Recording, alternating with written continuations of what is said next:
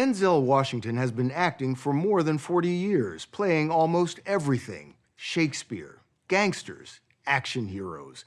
Now at 61, in what he calls his fourth quarter, Denzel Washington has decided to focus on a project that's more important to him than any work he's done: bringing to the screen the works of one of America's greatest playwrights, the late August Wilson, winner of 2 Pulitzer Prizes.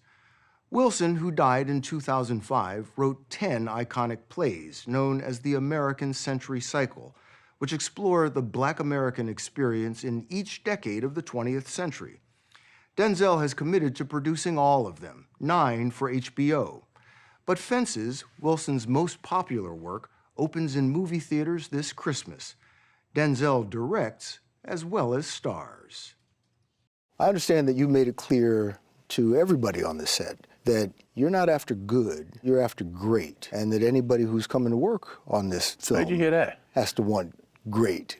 There's nothing wrong with that. There's nothing wrong with that. The best you can be. Troy, you ought to stop that line. Fences is set in Pittsburgh in the 1950s and 60s, when racial integration was just gaining a toehold. He ain't said nothing. He told me to go down to the commissioner's office next Friday. Whoa! Washington plays 53-year-old Troy Maxson, whose life is defined by his big personality and his bigger disappointments. Fire me because I asked a question.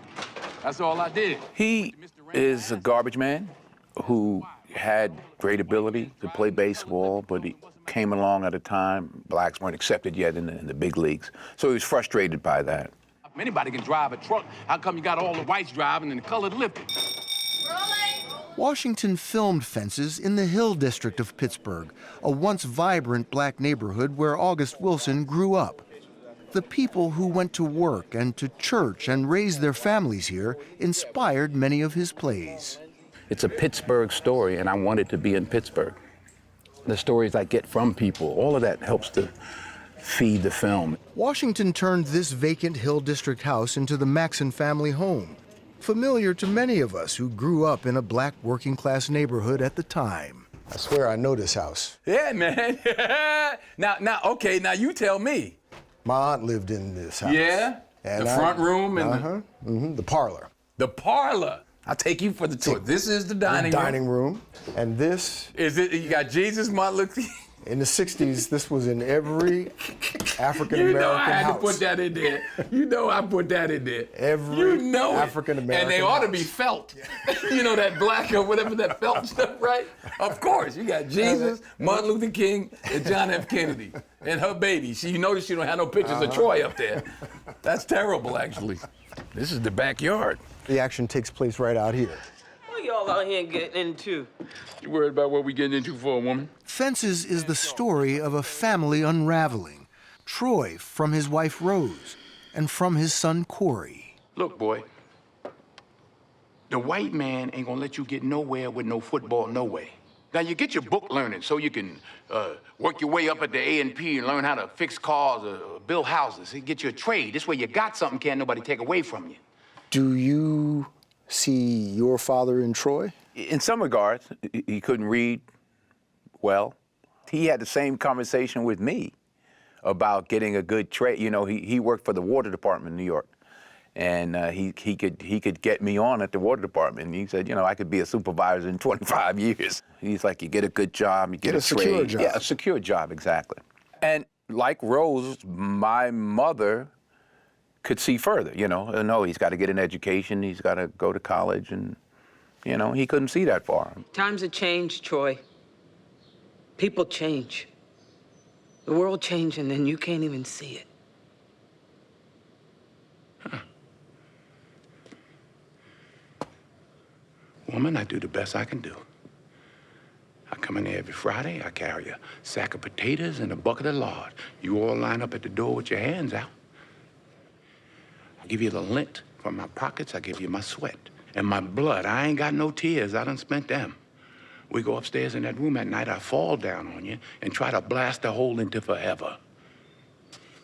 I get up Monday morning, find my lunch on the table, go out, make my way, find my strength to get me through the next Friday. That's all I got, Rose. I remember seeing my father in the driveway listening to the ball game. I remember the door would be open, he had his foot out, and he's just listening to the ball game. And I realized, when I got older, it was the only place where he had a chance to, he just dealt with one boss. Now he's about to go in the house and my mother's in there, the other boss. And he had maybe 10 minutes to himself to be the boss. In the driveway. In the driveway. Listen to the ball game. Listening to the ball game. And because he had to come home and eat and then go to the night job. Do you tap into that to bring that out into the performance? It's in there. It's got to be. Yeah, it's got to be. Jesus. Viola Davis told us she admired Denzel Washington long before they acted in Fences together on Broadway. When I was younger, I just thought he was good looking, you know, so I was like, oh, Denzel is so good looking. Was it difficult having him as both leading man and director? Not at all. I thought he flowed in and out of those two things effortlessly. He never gets in the way. I think that's a testament to him as an artist, that his ego took a back seat to anything. I think this is a role of a lifetime for her, and she bites down and she tears it up. It's not easy for me to admit that I've been standing in the same place for 18 years. Well, I've been standing with you. I've been right here with you, Troy. I got a life too. I gave 18 years of my life to stand in the same spot as you. Don't you think I ever wanted other things? Don't you think I had dreams and hopes? What about my life? What about me? People say everything in film is small. Every moment is small. You gotta play it small. And sometimes moments are not small. It's painful to watch. Well, it should be. Because that's just how August wrote. He didn't write small. August Wilson's themes are big and universal. His plays chronicle the struggles of Black Americans searching for what everyone wants: dignity, love, security, across generations and in the face of overwhelming odds. His genius was capturing the sensibilities, the unique cadences of African American life with finely crafted language. There's a line that says, what that mean to me, Bonnie working? What that mean to me, Bonnie working? I don't care if she working. Go ask her for $10 if she working. Talking about Bonnie working. Why ain't you working? So There's a rhythm. There's a rhythm to it. There's a rhythm. What that mean, not what does that mean to me. He wrote, what that mean to me. What that mean to me, Bonnie working. I don't care if she working. Go ask her for $10 if she working. Talking about Bonnie working. Why ain't you working? It's like Shakespeare. The punchline is actually set up if you just play the music. At a scoring session, we found Washington putting music to Wilson's words. It's all part of being the director, which he's done twice before. So we can just pick it up at 37. I just dig the process. Yeah. Days like today, man, it don't get no better than this. And in theory, I'm the boss. Don't tell anybody. Like, oh, really? Like, August Wilson wanted to have a black director to make the film. yeah, well, he got his wish. He got his wish. Yeah. There's no pressure on me because the last I checked, I was black. I am black, so.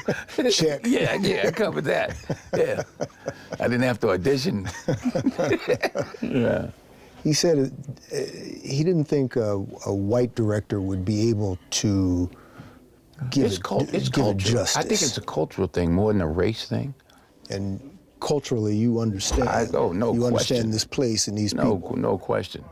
When we would come out pouring a little for the boys upstate, Look here, I mean, I grew up with that. We always poured out a little liquor for the guys that were locked up or the guys that were dead. I know what it smells like when my sister's getting her hair fried with an hot iron on a Sunday morning. Thank you. You see what I'm saying? That's culture. That's not even race, that's culture. Denzel Washington grew up in Mount Vernon, a working-class suburb of New York City. His mother owned a beauty salon. To keep him off the streets, she scraped together the money to send him to boarding school. He went to Fordham University and began acting in plays. Hollywood took notice. I did a TV movie in 1978 called Flesh and Blood. We filmed here. You're gonna be a heavyweight. You got the chin, you got the guts. But most of all, Bobby, most of all, my blue-eyed friend, most of all, you're white. It may surprise you, but I saw that. Flesh and Blood? Uh-huh. That's it. And Had a gap in my teeth then. you had a gap in your and teeth. broken teeth. And your voice was a little higher, it Wasn't it? seems. He went on to win his first Oscar for his role in the Civil War drama Glory, playing a defiant Union soldier in one of the first black regiments. Watching him in Glory, I can't express what it means to an actor to see a performance like that, because it was brave.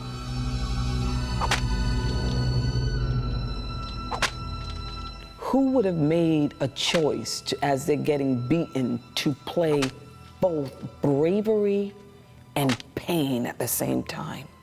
Moments like that inspire you as an artist to go there also. Oh, I'm so surprised! He is known in Hollywood for his almost obsessive preparation and attention to detail. He says it helps him disappear into his roles. Malcolm X, you kind of looked like him. Actually, I don't. I know you don't, Yeah, but yeah. in the movie, you convince people that you look like Malcolm X. When you have a powder keg and there's too many sparks around it, the thing's going to explode. That's what I do. That's what you do. That's what I do. And with Reuben Hurricane Carter, I understand you train with boxing. Yeah, yeah. In a movie, the shots have to be short and you have to fake it and do all that kind of stuff. Oh, you were faking it? Not the body shots. All the body shots were real. So you were getting punched? And I was punching. Doesn't hurt as long as you're getting a few shots off. Training day. There's a training day, Officer Hoyt. I did a lot of work with the LAPD. I found out how dangerous it was. You got today, and today only, to show me who and what you're made of. You hear me? I hear you. My nigga. Because he was tough. Alonzo was just wicked, just evil. You hear often that black actors, black movies don't play well overseas. Is that the truth, or is that an excuse? I've heard everything. And what I hear keeps changing. Because they used to say it didn't sell over here. Then it does. Then it said it doesn't sell in the South. Then it does. Well, it doesn't sell in Europe. Then it does. So I just keep pushing. Well, what an opportunity I have to prove them wrong. And he has, becoming one of Hollywood's most bankable stars. He's favored to get a 7th Oscar nomination for Fences. This is all happening at a time when the Oscars are being criticized for lack of diversity. I'm just wondering, what do you think about that? I don't have to think about it. I've lived it. I've been the guy at the Oscars without my name being called. I've been the guy at the Oscars when my name is called. I've been the guy at the Oscars when everybody thought they was going to call my name and they didn't. So I've lived it. So what would you say to the people who are looking at this process and saying it's unfair? Yeah, and so what? You gonna give up? If you're looking for an excuse, you'll find one. In race. You can find it wherever you like. You can't live like that. You just do the best you can do. So what's next? I mean, are you enjoying this directing? I won't be directing anytime soon. You will not be? No. No. Going back to the acting? What's your first name? Bill. Right, put an S on it.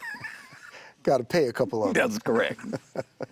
Acting pays the bills. Acting pays the bills. Yeah. Do what you gotta do so that you can do what you want to do. I've just done what I wanted to do. Now I gotta get back to what I gotta do.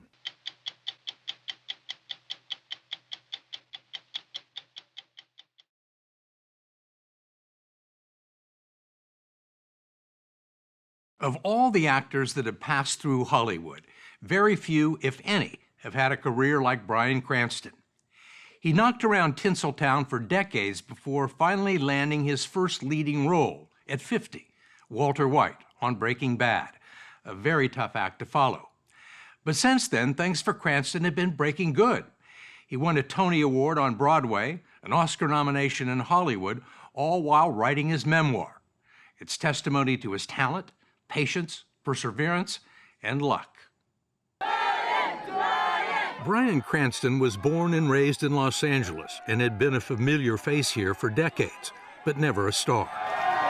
That officially changed 3 years ago when the Hollywood Chamber of Commerce embedded his name in a sidewalk. I have often walked down this street before, but the pavement never held my star before. All at once I'm 3 stories high, knowing I'm on the street where it lives. Since then, it's only gotten better. At age 60, he is on Hollywood's A-list and a red carpet regular, and no one was more surprised than Cranston. I didn't feel entitled to become a star. I didn't expect it. Did you want it? Not really. The things you want professionally are opportunities. And through my good fortune, that's what's happened. Opportunity has come to me.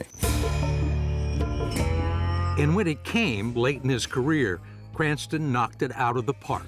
Maybe you and I could partner up. You want to cook crystal meth? That's right. When we first started, we were just telling a story and trying to do our best. And it just started to steamroll and became this juggernaut. Did you see it coming? No, not at all.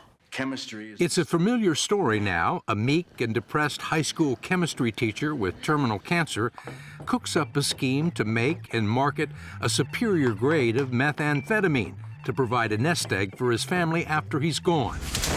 But over the course of 5 seasons, Walter White goes from milquetoast to murderous in order to survive. I was just infused with ideas, and I would dream about it and wake up and go, oh, I have another idea about Walter White. You clearly don't know who you're talking to, so let me... It was so well written, and it just got into my soul. I am the danger. It was Cranston's first real opportunity to show what he could do as an actor. Run. The result was new respect and a closet full of Emmys. When the show finally ended, he saw it as a new beginning and an opportunity to try something completely different. It had been years since Cranston had performed on stage, yet he decided to sign on with a theater company in Boston that was doing a new play called All the Way about Lyndon Johnson, a very complicated character. It had to be an amazing challenge. I mean, why did you do it? He was Shakespearean in size. And I thought, ooh, boy, that's a big bite to take, and it scares me a little bit, so let's do it. And there were reasons to be scared. I realized, oh my God, this is an enormous play, and it's almost all me, big chunks of speeches. And I started to panic. It is all or nothing. But in Boston and later on Broadway, and after that a film version for HBO, his performance was so on the mark, Let us begin. you had to remind yourself it was Cranston and not Johnson. Now, I love you more than my own daddy. But if you get in my way, I'll crush you. Look at that. Look at that. Look at those sizes there. After winning a Tony Award, Broadway's highest honor, he topped it off with an Oscar-nominated performance in the film Trumbo. Well. That's quite a run. Surprising for an old journeyman actor. Got a few clips to show you here. Oh, yes? Okay, roll it. Meryl, what the hell is wrong with you? Cranston has been a working actor since his mid-20s. Oh, yeah. Very sweet. Beginning with a part on the soap opera Loving. That attraction is our business, all right? And after, there's been everything from the sublime to the ridiculous. Good guys, bad guys. He's dead! I'm sorry. We did everything we could. And sometimes parts so small, even Cranston's forgotten them. What is that? Says here it's Amazon Women on the Moon. 5 minutes for the widow. Do you mind? Yeah. I'll take care of you later. You ended up on the cutting room floor. That's why you've never seen Amazon Women on the Moon. Who could forget? Who wants to remember is a better question, actually. But I promised myself. In all, there have been nearly 150 roles, not counting the early commercials that helped pay the bills. Now you can relieve inflamed hemorrhoidal tissue with the oxygen action of Preparation H. Oxygen action. Do you think you've grown as an actor since then? No, but my hemorrhoid has grown. There were guest spots on just about every show on television. Hello, Tim. Including 5 appearances on Seinfeld. Jerry. Hey, Tim. As Jerry's smarmy dentist, Dr. Tim Watley. Cheryl, would you ready the nitrous oxide, please? It was like going to comedy boot camp for me, being on that show. And comedy proved to be something that Bryan Cranston was very good at. I just want to celebrate another day of living. It led to his breakout role in the widely acclaimed series Malcolm in the Middle as Hal, the hapless father overwhelmed by the chaos of a dysfunctional family. Wait. There's something we have to talk about. He was insecure, you know, not in charge. Hello, Wild. He took brain vacations often. Malcolm earned Cranston a modicum of fame, 3 Emmy nominations, and a reputation as an actor who was willing to do anything. Those are real bees? Yeah, those are real bees. And there were 75,000 of them. Call animal control. And yes, he got stung. Where were you stung? In the lower region, in one of the boys down below. Sensitive spot. Very sensitive. The beekeeper went, sorry. I'll help you anywhere else, but no, sorry. Now, you are gonna get up and apologize. He did 7 seasons on Malcolm and hated to see it go, but the show's cancellation turned out to be a very lucky moment. Had Malcolm in the Middle been picked up, I would not have been available for the pilot of Breaking Bad. And right now, someone else would be sitting in this chair talking to you, not me. Luck, both good and bad, figures a lot in Cranston's life and in the memoir he's just written. It's published by Simon & Schuster, which is owned by CBS. He grew up in a family that knew firsthand the uncertainty of a life in show business. His parents were both actors. His mother gave it up to raise Bryan, his brother, and his sister, while his father struggled to make a name for himself in Hollywood. He really wanted to be a star. He really wanted to hit big. Observation post number 3 to emergency lab. But mostly, Joe Cranston got small parts in films like The Beginning of the End, getting eaten by giant grasshoppers. Eventually, his father realized that playing bit parts was about as far as he was going to go. There would be no stardom. He had a massive middle-age breakdown and left the family, and then it just completely fell apart. And my mother was heartbroken, just completely devastated. To make ends meet, we started selling off all our possessions. You were poor? Yeah. We had our house foreclosed on. We were kicked out. It was the 1960s, and Bryan was 11 years old. Being from a divorced family almost felt like a scarlet letter at times, and I denied it for a long time. In fact, I told our dear friends, the Burrell boys, 5 boys lived next door to us, why we don't see your dad anymore? Oh, yeah, I lied. I said, he comes home at night when you guys are in bed. He gets us up and we play. I said it so much, I started to believe it myself, you know. The abandonment by his father created anger and resentment, but also a deep reservoir of life lessons and emotions that he would draw upon as he grew older and decided to become an actor. The perils of stardom and the importance of family.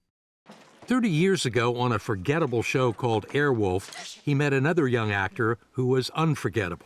You were nothing There's Robin. but a spoiled, rich kid who never had to pay for anything. He was the bad guy, and Robin Dearden was one of his hostages. He was an amazing actor and one of the funniest people I'd ever met. And it worked. It took a while for you to get together, right? Oh, yeah. We ran into each other like 8 months later, and we kissed for like a second too long. Let me demonstrate. When you greet a friend, this is the duration of the kiss that's acceptable. Hi.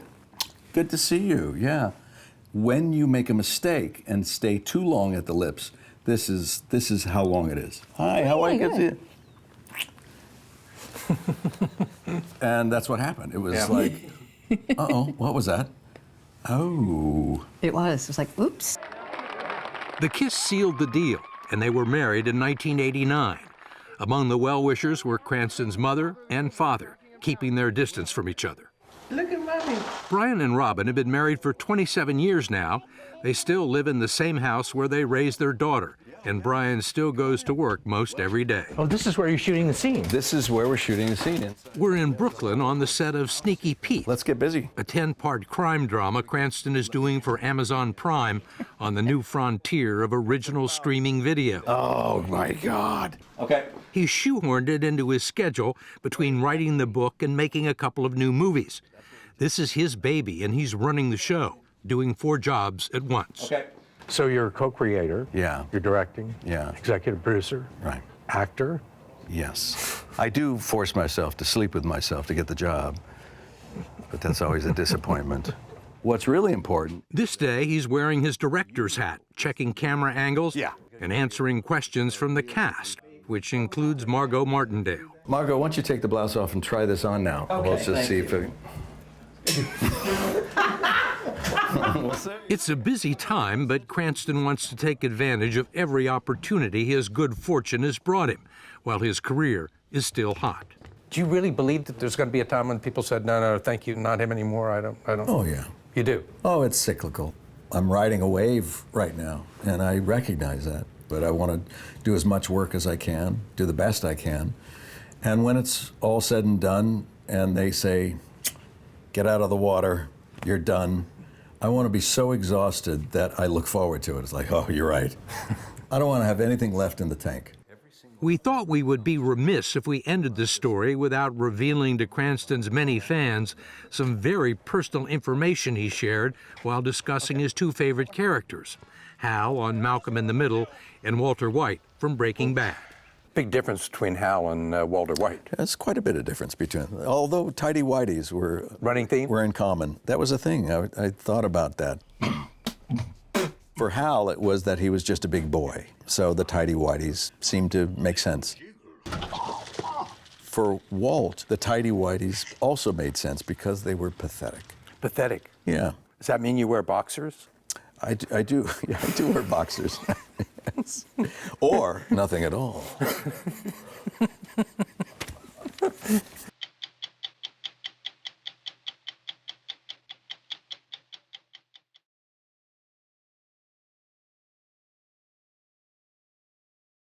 If you feel like you're seeing a lot of Samuel L. Jackson lately, it's not your imagination. He seems to be everywhere. There are the credit card commercials, the movie trailers, not to mention 100 or so of his films circulating on cable TV. He's been around for a long time, and as you might suspect, is quite a character, someone we thought would be fun to hang out with. If you know him only from his films, there are things in this story that will probably surprise you. He spent 15 years on the stage in New York and didn't become a movie star until his mid-40s. He's been with the same woman, also a distinguished actor, for nearly 50 years. And the movies he's been in have grossed more money than any other actor's films in the history of Hollywood. And nobody likes to watch them more than he does. Do you watch your movies? Yes, I do. You like seeing yourself on screen? I do. I used to, when I was doing theater in New York, I always wanted to see the play I was in with me in it. Hard to do. Yeah, it is. Very difficult. So this was perfect for me. I get to watch my performances. I always think that, I can't stand to watch myself. It's like some bullshit. It's like, really? It's a watch me business. And if you can't watch it, why should people pay $13.50 to watch you do it? At age 70, when most A-list actors find it hard to get work, Samuel L. Jackson is very much in demand. I got my eye on you. He has two movies out right now, Glass and Captain Marvel, that have already grossed more than $1 billion. You famous or something? His career has allowed him to be all sorts of different people. A bounty hunter, a computer engineer at Jurassic Park. Hold on to your butts. I ain't going nowhere till you give me some money. A junkie, a Jedi Master. And I will strike down upon thee with great vengeance and a Bible-quoting hitman in Pulp Fiction, all the while stealing scenes and sometimes entire movies while garnering critical acclaim. Oh, I'm sorry. Did I break your concentration? I got nominated for an Academy Award, but like I tell people, winning or losing an Academy Award doesn't do a lot toward moving the comma on your check. What moves the comma on your check? Butts and seats. Selling tickets. Right. If you're in a movie and nobody goes to see it, it's like, yeah, Academy Award winner. Yeah, I don't want to see that. But you go to movies because people do exciting movies or you like the characters that they do. First and foremost, Sam Jackson is a performer, an entertainer, in real life and on the screen. He creates memorable characters. Strong, opinionated, sometimes scary people, often with a wicked sense of humor. It's more than a persona or a brand, it's almost a whole genre. Raw, honest, and credible. I like to play characters that express themselves verbally. So I'm always looking to tell people who I am and not specifically just show them. And that's just a natural quality. Is that Sam Jackson? I think it is. I don't necessarily care about whether I'm liked or not. And I think I've found interesting ways of making bad guys, guys that people like.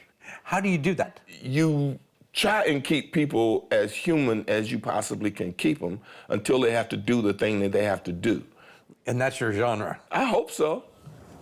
He grew up in Chattanooga, Tennessee, not far from the Walnut Street Bridge.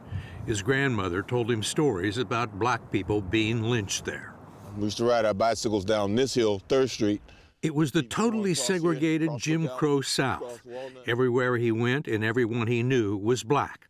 His neighborhood, his schools, his teachers, and the experience still colors his life. So I grew up in this world, which was the street world. All these kids whose parents were domestics or worked in what was known as the chicken house, where they killed chickens and packaged chickens and stuff like that. There were a mixture of kids who were in and out of reform school. We came from a place that was kind of well-versed in learning to live life as it came at you. He was raised by his grandparents, a janitor and a housemaid who had a strong work ethic. His mother, who held down a secure, well-paying government job in Washington, D.C., was a constant presence in his life, spending summers, holidays, and some weekends with him, helping him navigate the world as a young black man. You knew what the rules were. When people got ready to do stuff that was gonna get them sent to jail, I just went home. I understood. My mom's going, we're not getting you out of jail. If you get arrested, don't call me.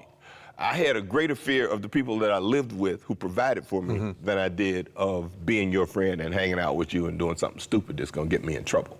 Sam Jackson was an excellent student and in 1966 went off to study biology at Morehouse College, the alma mater of Martin Luther King Jr., an historically black college in Atlanta, which was one of the headquarters of the Civil Rights Movement. Like many young people in the 1960s, he discovered his rebellious side on campus. He became heavily involved in the Civil Rights Movement and protested against the Vietnam War. Did you consider yourself to be a radical when you were here? No. I mean, you got thrown out for occupying the president's office, didn't you? Yeah. But that's pretty involved. That's just one day in life, you know? After being chastened by his mother for getting in trouble and hanging out with the wrong people, Jackson returned to Morehouse 2 years later, having decided that biology required too much math and dramatic arts was much more fun. This is where you did your first work? Yes, this was where it all started. It was one of the first times during my college experience I was anxious to get up and be somewhere. Still the same? Oh, totally, yeah. I mean, going to a rehearsal or going to work or being on a movie set is my favorite thing to do. But probably the most significant thing to happen to Sam Jackson in Atlanta was meeting LaTanya Richardson, a talented fellow student actor at Spelman College. She found him flamboyant, self-involved, and emotionally detached, but she may have been the first to appreciate his potential. They have been together for 48 years, and LaTanya Richardson Jackson is currently starring on Broadway in To Kill a Mockingbird. What's it like being married to Sam Jackson? Oh, God, oh, God. It's a ride. It's been a ride. It's fun. It's sad. It's happy. It's creative. It's a conversation. I hope so. 48 years is a long time. Yeah, it is. Mixed with a lot of amnesia.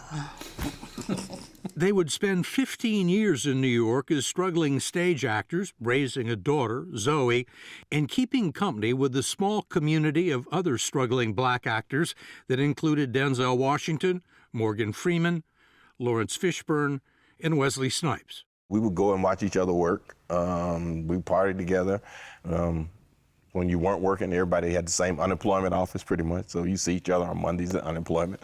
By 1990, Jackson was an established New York actor, having played memorable characters in 3 Spike Lee movies, including Do the Right Thing. I have today's forecast for you. Hot! But personally, his life was a mess. You had some drug and alcohol issues. There weren't issues till the end. What do you mean the end? You know, I wasn't managing it as well as I used to. That's when there were issues. Before that, it was just life. You know, I drank, I smoked, I got high. You know, it wasn't in the way of my life in that way, or I didn't think it was. He was going to work, taking his daughter to school, and making enough money to develop a taste for cocaine, and he went all in. Did it reach addiction stage? Yeah, well, you know, it's hard to smoke cocaine and not get addicted. Smoking cocaine will bring you to your knees pretty quick. It ended one night on the kitchen floor. And I bought the cocaine, I went home, I cooked it, and when I woke up, LaTanya was standing over me, and I was passed out on the floor, and I never got to smoke, and the next day I was in rehab. Did you go to rehab because you wanted to or needed to, or because LaTanya told you you had to? You know, I didn't go kicking and screaming. I was tired, you know. Could you have done it without her? I credit her because she could have just taken Zoe and walked out and been done with me, but she didn't. That's a greater love than I will ever know, you know, because I don't know that I would have done that. Do you think that Tanya saved your life? Yeah, no doubt. You don't seem emotionally detached now. Am I crying? No. Oh, okay, good. He said you saved his life. No, I didn't. He saved his life. He and God saved his life. I have no saving, healing power. I was just there. In any event, it changed Jackson's life and his career. I'm a While he was in rehab, he got a call from Spike Lee, offering him the role of drug addict Gator Purify in Jungle Fever. So I'm in rehab, and you know, the call comes and told me, Jungle Fever, crackhead. And I was like, okay, good. I'm doing the research. I'm right here. So I'm ready to do it. And that was it. And that's what opened the door. That's what got me into Hollywood. Yo, babe, bruh. The role won Jackson a special award at the Cannes Film Festival for Best Supporting Actor. And Gator became this cathartic kind of thing for me. It was basically killing off who I was or who I had been that allowed me to free myself to go and do these other things. Got me a handgun. Those other things take up 10 pages on the movie site IMDb. A half a dozen films with Quentin Tarantino, The Avengers, 3 Star Wars films, and scores of lesser features in which he was better than the material. Besides scary eyes, he has a facility for language, especially profanity. No, Yolanda, he ain't gonna do a goddamn motherfucking thing. Obscenities roll off his tongue like Shakespeare from Olivier, even if you bleep the words. What's your favorite line? I like to say what again line, or do they speak English and what? What country you from? What ain't no country I ever heard of? They speak English and what? What? English, mother. Do you speak it? Do you think it's the line or the way you say it? I think there's a wrong way to say everything, and I think I found ways to say things right that make people remember them or resonate in the correct way. Directors praise his preparation, professionalism, and work ethic, and almost always give him wide berth with his performance. But he's not always entirely flexible. So if a director wants you to do something you don't think would be good for you or good for the film, you won't do it? No, pretty much. They understand that when they hire you. Some people think that they can overcome it, that, you know, we can come to a compromise, you know, they'll go, look, I get what you're doing and I understand it, but can we try this other thing one time? No, we can't.